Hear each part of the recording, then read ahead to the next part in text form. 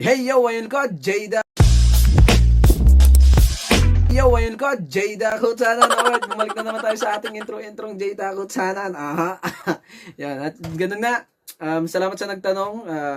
Na tanong sa akin sir, pag nasa South Korea ba, pag dumating na kami sa South Korea, magtatrabaho daw ba agad? So, hindi. Meron tayong 3 araw na training.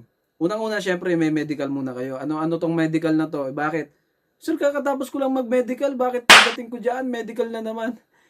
Ubus na baga ako O, ganun din tanong ko dito nun syempre, una, ihe, dugo, eye test, o yung Ishihara. Sa tenga, meron, at saka x-ray. Bakit sir, yung tenga, meron din? Di ko alam. Siguro tinitingnan nila kung mahina yung pandinig o ganun. Kasi ganun ginawa dito. Kasi sa Pinas, di ba, wala naman ganun. Hindi naman tayo hindi naman tayo tinest sa tenga. No?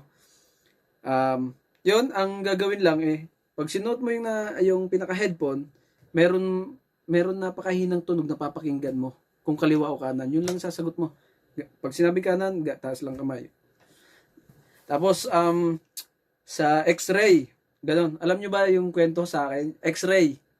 Akala ko talaga bumagsak ako sa x-ray dito kasi tinawag uli ako. Nakababa na ako ng bus. Kasi bus siya yung pag-x-rayan nyo. Nakababa na ako, tinawag uli ako, pinakit ako. Ulitin daw x-ray ko. Kinabahan ako, sabi ko, baka may TB ako. Sabi ko, sakto inuubo ako noon. Pagdating, ang lamig, lalo ako inubo, tas sinipon.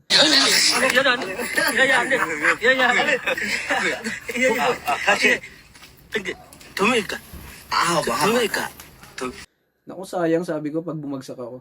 So, yun nga. Kaya ako pinaulit dahil sa kwintas. Nakalimutan ko. Yung ginawa ko, hindi matanggal. Nagmamadali. Alam nyo na yung mga Koreano, pali-pali. So, ginawa ko sa kwintas ko, pinutol ko. Yun.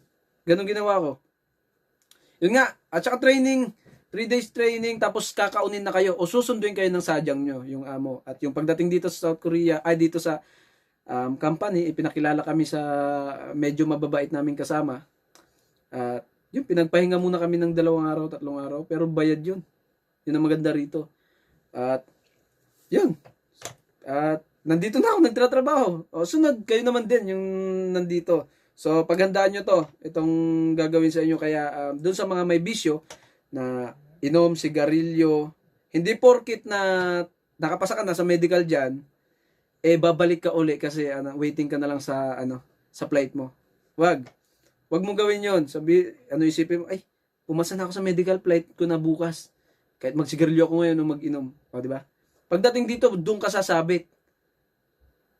Lahat ba ganun? Hindi. Iba kasi dito, mga advanced yung nila dito, mga teknolohiya. Ano daw? So, ayun na nga.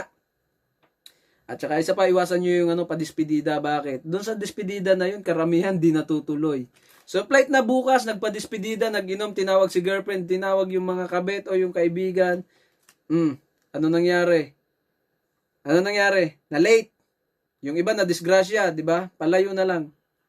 So, ganun. Iwas-iwasan natin yung mga ganyan. Mali yung natin na padispedida. Sabihin natin magpakain na lang tayo, yun. Pero yung inom, kasi flight nyo na nga Kailangan ingatan yung sarili nyo. Diba? Marami akong ganyan na kakilala. So, yun lang. Babush, shoutout. Salamat sa panonood. Paki-like and share, subscribe, alright, sa aking YouTube channel. Tara na sa Korea. Boom.